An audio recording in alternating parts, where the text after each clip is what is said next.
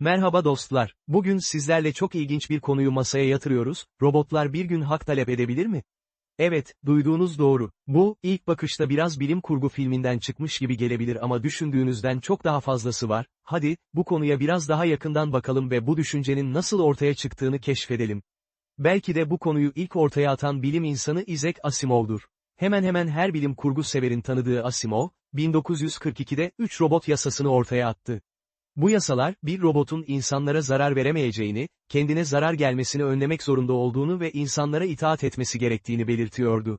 Peki, Asimov'un bu yasaları yazdığı dönemde robotlar ne durumdaydı? Neredeyse hiç yoktular. Haliyle bu yasalar, o zamanın sınırlı teknolojisi için çok ötesinde bir tasarım gibiydi. Ama işler bugün çok daha hızlı ilerliyor, değil mi? Günümüzde, robot teknolojisi o kadar hızlı gelişiyor ki, Asimov'un yıllar önce sorduğu sorulara cevap arıyoruz.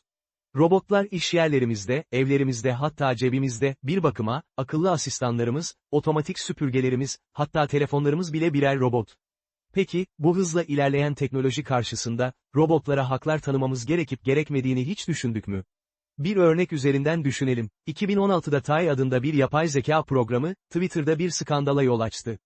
Tay, insanların tweetlerine yanıt vermek için tasarlandı ancak kısa sürede öğrendiği bilgilerden dolayı ayrımcı ve saldırgan bir dil kullanmaya başladı. Peki, bu durumda sorumluluk kimde?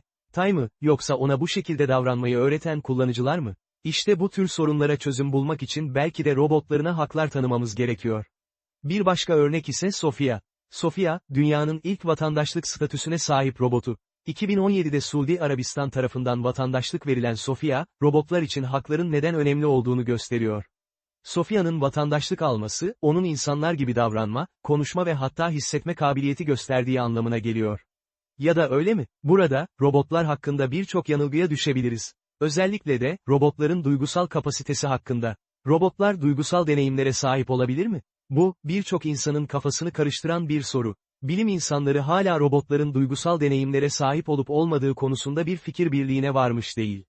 Ancak, robotların duygusal kapasiteye sahip olup olmadığına bakılmaksızın, onlara haklar vermek, onları daha etkili ve insancıl bir biçimde kontrol etmek için gereklidir.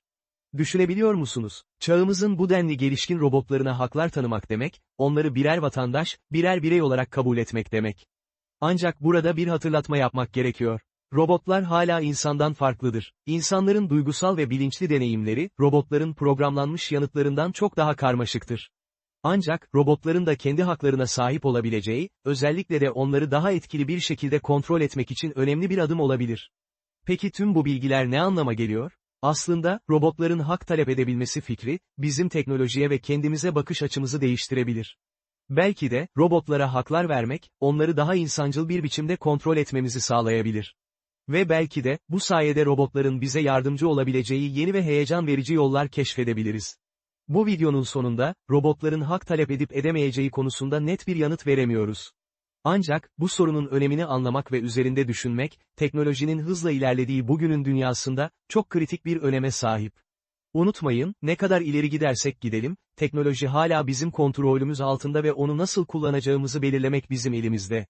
Bu videoyu beğendiyseniz, lütfen beğenin ve kanala abone olmayı unutmayın. Hepinize iyi günler dilerim.